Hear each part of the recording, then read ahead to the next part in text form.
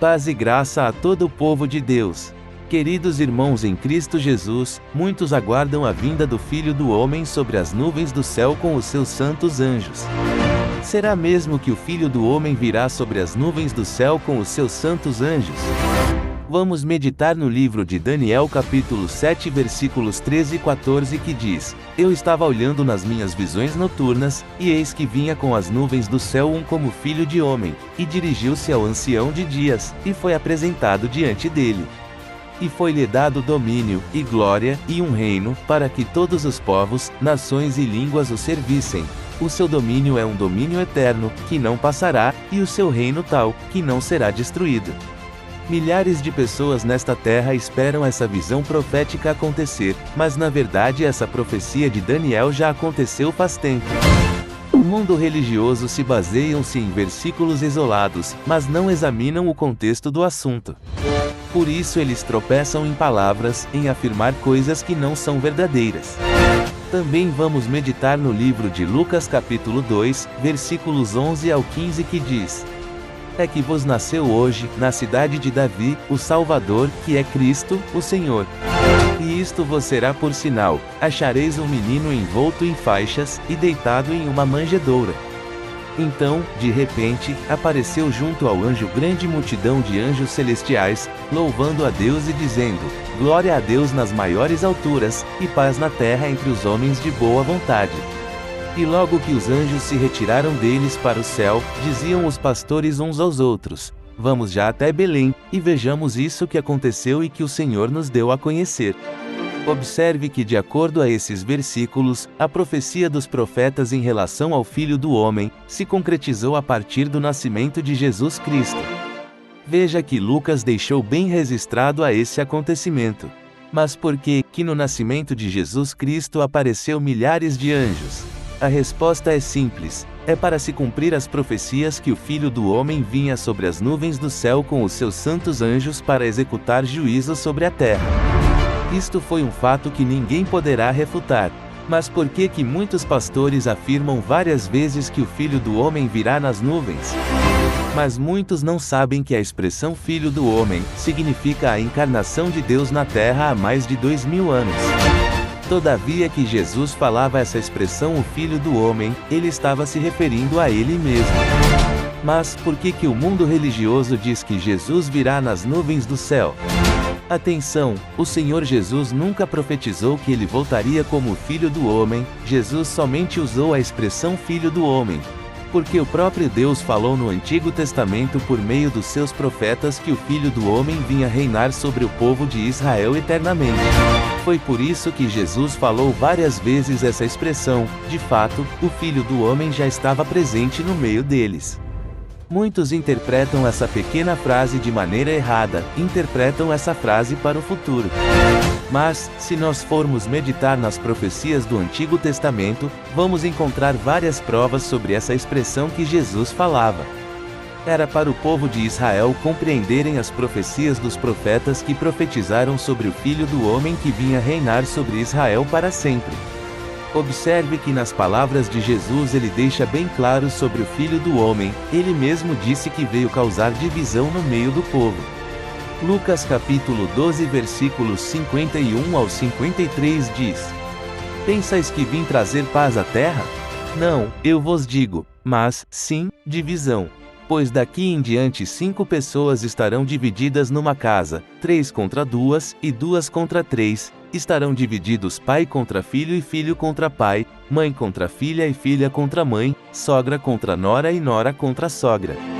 Leia também em João capítulo 7 versículo 43, e João capítulo 9 versículo 16, e essa divisão vem até hoje e sempre terá nas gerações futuras por causa do Filho do Homem. Jesus, como Deus, ele já sabia que isso ia acontecer tanto naquele tempo, como nos demais séculos. O nosso Deus ele sabe de tudo, tanto do passado, do presente, como também do futuro. A Bíblia afirma que o Filho do Homem já veio sobre as nuvens do céu. Mas como assim? Essas nuvens eram espirituais, desde o nascimento de Jesus. Observe que da transfiguração até a subida dele aos céus, essas nuvens se apresentou aos olhos dos homens de forma literal. Isto foi para provar para o seu povo que de fato ele já veio sobre as nuvens do céu. Vamos meditar mais uma vez no nascimento de Jesus? Observe que no nascimento de Jesus, veio do céu milhares de anjos juntamente com Jesus. Esses anjos foi um cumprimento das profecias que narra dizendo que ele viria sobre as nuvens do céu com os seus milhares de santos. Isso foi um grande mistério revelado por Deus, mas porém, muitos entenderam de maneira errada. Alguns teólogos, eles dizem que a vinda desses anjos era para cumprimentar o nascimento de Jesus, mas isso é uma mentira. Veja que na trajetória de Jesus em sua caminhada na terra, ele sempre estava acompanhado com os seus santos anjos. O próprio Jesus disse a Natanael que ele ia ver o céu aberto e os anjos subindo e descendo sobre o Filho do Homem. João capítulo 1 versículo 51. Agora reflita nestas palavras. Assim como uma nuvem nublada que derrama águas sobre a face da terra. Assim foi Jesus, por onde ele passava jorrava águas vivas sobre aqueles que creu nele. Essas nuvens eram de juízo sobre aqueles povos, essas nuvens também eram de curas e milagres, essas nuvens eram de palavras de salvação. Foi por isso que Jesus disse no livro de Apocalipse capítulo 21 versículo 6. A quem tiver sede, de graça lhe darei a beber da fonte da água da vida. Veja algumas profecias dos profetas que profetizaram sobre o Filho do Homem e também sobre as nuvens. Livro de Amós capítulo 8 versículo 9 diz: Naquele dia, diz o Senhor Deus, farei com que o sol se ponha ao meio-dia e cobrirei a terra com nuvens em pleno dia. Livro de Isaías capítulo 5 versículo 30 diz: Naquele dia, bramarão contra eles como o bramido do mar, e quem olhar para a terra verá somente escuridão e aflição, e a luz escurecerá nas densas nuvens. Essas profecias do Antigo Testamento todas elas são relacionadas à vinda do Filho do Homem na terra. E todas elas se cumpriu na trajetória de Jesus Cristo. Agora observe esses versículos que diz que as nuvens se materializou diante aos olhos dos homens. A primeira vez que as nuvens se materializou foi na transfiguração. Veja no livro de Mateus capítulo 17 versículo 5 que diz: Ele ainda estava falando quando uma nuvem luminosa os cobriu, e dela saiu uma voz que dizia: Este é o meu filho amado, em quem me agrado, a ele ouvi. Esse mesmo versículo, você também encontrará nos livros de Marcos capítulo 9 versículo 7, e também em Lucas capítulo 9 versículos 34 e 35.